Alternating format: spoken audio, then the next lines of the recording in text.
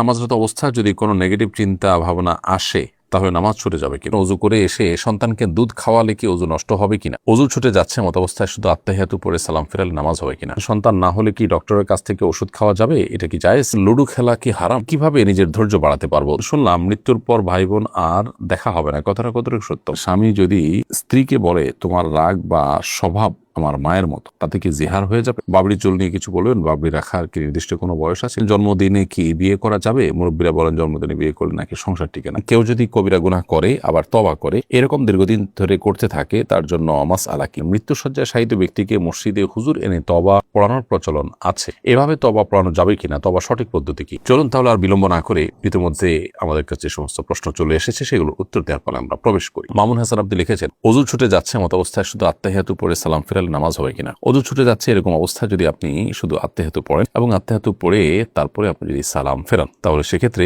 নামাজ হয়ে যাবে, কারণ দুরুদ এবং দোয়া মাসুরা বিশুদ্ধ মত অনুযায়ী এটা ওয়াজিব নয়, যার কারণে আত্তাহিয়াতু পড়ে আপনি সালাম ফিরে তারপরে আপনার প্রয়োজন আপনি পূরণ করলেন, সেটি জায়েজ আছে। এস বাইজিদ এসকে আপনি লিখেছেন, যে ব্যক্তি দাড়ি রাখে না তাকে কি সালাম দেওয়া যাবে? দেখুন, যিনি দাড়ি রাখেন না তাকে সালাম দিতে কোনো অসুবিধা নেই। শরীয়ত আমাদেরকে বলে না যে দাড়ি বিশিষ্ট লোকদেরকে দেখে দেখে সালাম দাও। নবী সাল্লাল্লাহু আলাইহি ওয়াসাল্লাম বলেছেন, তুমি সালাম দাও যাকে চিনে তাকে, যাকে চেনো না তাকেও। এজন্য সালাম আমরা সবাইকে দেওয়ার চেষ্টা করবো ইনশাআল্লাহ, যদি তিনি মুসলিম বলে মনে হয়। হ্যাঁ, কেউ মুসলিম অমুসলিম সন্দেহ হলো, মুসলিম জনপদে অবশ্য বিষয় মানুষ মুসলিম যেখানে, সেখানে আপনার সন্দেহ করার দরকার নেই। যেখানে অমুসলিম প্রধান সেখানে অবশ্য মুসলিম হওয়ার কোনো আলামত না থাকলে আপনি সালাম দেওয়া থেকে বিরত থাকবেন। এরপরে জাহানারা তামান্না আপনি লিখেছেন, স্বামী যদি স্ত্রীকে বলে তোমার রাগ বা স্বভাব আমার মায়ের মতো, তাতে কি জিহার হয়ে যাবে? না, একটা বিশেষ কোনো বিষয়ের ক্ষেত্রে যদি বলে এর কারণে জিহার হবে না, যেটির কারণে স্বামী স্ত্রীর মধ্যে সম্পর্ক থাকে না এবং সম্পর্কের স্বাভাবিক গতি নষ্ট হয়, সেরকম কিছু হবে না। বিশেষ কোনো গুণ বা বৈশিষ্ট্যের ক্ষেত্রে যদি এরকম স্ত্রীকে মায়ের সাথে তুলনা করা হয়। মোহাম্মদ আলমগীর আপনি লিখেছেন, কেউ যদি কবিরা গুনাহ করে আবার তওবা করে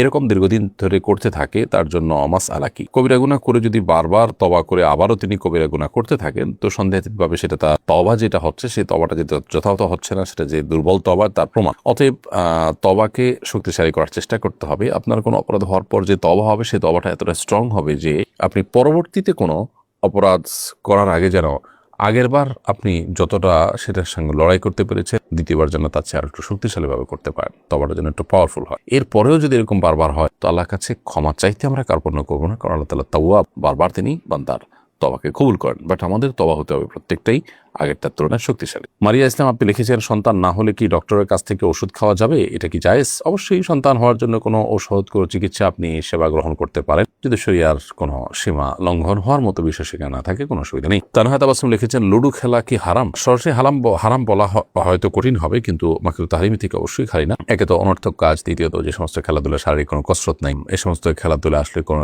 মানুষের রিফ্রেশমেন্টও হয় না, মানুষ আরো বোর ফিল করে। সব মিলিয়ে শরিয়া যে সমস্ত খেলাকে অনুমোদন করেছে সেগুলোতে শারীরিক কসরত আছে, এটা তার মধ্যে পড়ে না। বিধায় দাবা ইত্যাদি সম্পর্কে শরীয়তে পরিষ্কারভাবে নিষেধাজ্ঞা আছে, এটা সেই ক্যাটাগরি খেলা হওয়ার কারণে এটাও নিষিদ্ধের আওতায় পড়বে এবং একজন মুসলমান সময় কাটানোর উদ্দেশ্যেও এটি করা উচিত হবে না। মোহাম্মদ বাবলু মিয়া আপনি লিখেছেন, হিংসা কিভাবে ছেড়ে দিব? যার ভেতরে বিন্দু পরিমাণ হিংসা রয়েছে সে তো জান্নাতে প্রবেশ করতে পারবে না, সুতরাং হিংসা কিভাবে ছাড়া যায়? ভাই বাবলু মিয়া, হিংসা ছাড়ার জন্য যার প্রতি হিংসা হয় তার জন্য আপনি দোয়া করবেন, দেখবেন আপনার হিংসা কমে যাবে। আবার আল্লাহ রাব্বুল আলামিনের কাছে পানা চাইবেন, আল্লাহ যেন অন্তরকে, সকল অন্তরের যে ব্যাধি আছে সেগুলো থেকে হেফাজত করেন, ইনশাআল্লাহ তাআলা আপনাকে মুক্তি দান করবেন। এমনি বুরহানুদ্দিন বুরহান লিখেছেন, কিভাবে নিজের ধৈর্য বাড়াতে পারবো? ধৈর্য বাড়ানোর জন্য ধৈর্যশীলদের সংস্রব এটা বেশ উপকারী। যাদেরকে দেখবেন যে অনেক সহনশীল, অনেক ধৈর্যশীল, অনেক চিন্তাশীল, সেই মানুষগুলোর সাথে যত বেশি আপনার উঠা বসা হবে, যত বেশি আপনার আসা যাওয়া হবে, তত বেশি ইনশাআল্লাহ বিদিনিল্লাহ আপনি তাদের দ্বারা বেনিফিটেড হবেন। সেই সাথে আল্লাহ রাব্বুল আলামিনের কাছে আপনি দোয়া করবেন। আল্লাহ তাআলা কোরআনে কারিমে দোয়া শিক্ষা দিয়েছেন আমাদেরকে,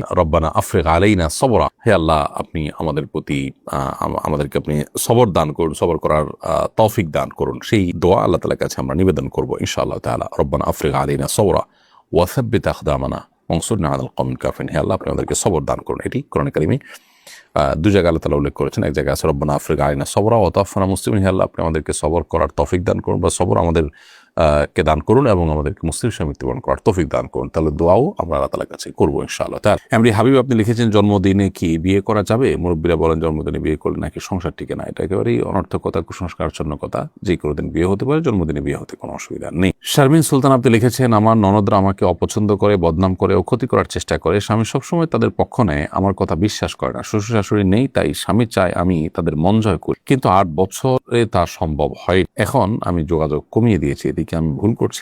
আপনার ননদ বা আপনার দেবর ভাসুর এদের সাথে আপনার আসলে ননদদের সাথে বিশেষ করে আপনি জানতে চাইছেন, তাদের সাথে যোগাযোগ রক্ষা করা আপনার জন্য আবশ্যক না। অতএব এখানে আপনি যোগাযোগ কমিয়ে দিলে আপনি গুনাহগার হবেন না। বিশেষ করে আপনি যখন তাদের দ্বারা কষ্ট পান সেক্ষেত্রে আপনি কিছুটা কমিয়ে দিলে অসুবিধা নেই, বাট স্বামীর দিক বিবেচনা করে সুখী জীবনযাপনের প্রয়োজনে আপনি চেষ্টা করবেন সাধ্য অনুযায়ী ছাড় দেওয়া, যেটা আপনি অনেকদিন করে আসছেন। আল্লাহ আপনাকে সবর তৌফিক দান করুন। এমডি জিহাদ সরকার লিখেছেন, বাবরি চুল নিয়ে কিছু বলবেন। বাবরি রাখার কি নির্দিষ্ট কোনো বয়স আছে? কোনো বয়স নাই।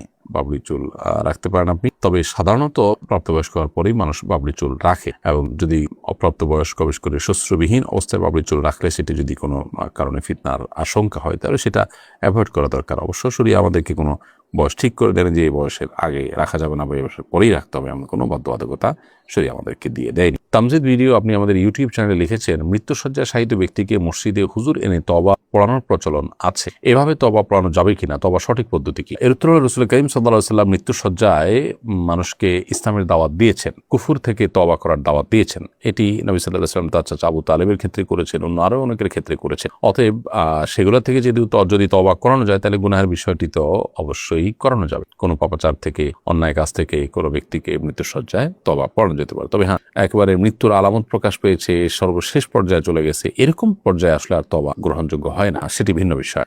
আর যেহেতু রাসূল আকরাম সাল্লাল্লাহু আলাইহি ওয়াসাল্লাম তওবা পড়েছেন, অতএব কোন আলেম ওলামা যদি তওবা পড়ান সে অর্থে এটি জায়েজ আছে ইনশাআল্লাহ তাআলা। লিয়া আখতার আপনি লিখেছেন, শুনলাম মৃত্যুর পর ভাই বোন আর দেখা হবে না, কথাটা কতটুকু সত্য? ভাই বোনের দেখা মৃত্যুর পর আর হবে না এমন কোনো কথা কোরআন বা সুন্নাহ কোথাও আছে বলে আমাদের জানা নেই। অতএব এটি একান্ত কারোর মন গড়া কথা। যদি ভাই বোন জান্নাতি হয়ে থাকেন তাদের সাথে সাক্ষাৎ হবে, কিয়ামতের ময়দানে সাক্ষাৎ হতে পারে। আল্লাহ তাআলা বলেছেন, ইয়াউমা ইয়াফিরুল মারউ মিন আখিহি ওয়া উম্মিহি ওয়া আবিহি, মানুষ কিয়ামতের ময়দানে নিজের ভাইকে রেখে পলায়ন করবে। তাহলে যে দেখা হবে না এ কথা তো সঠিক নয়।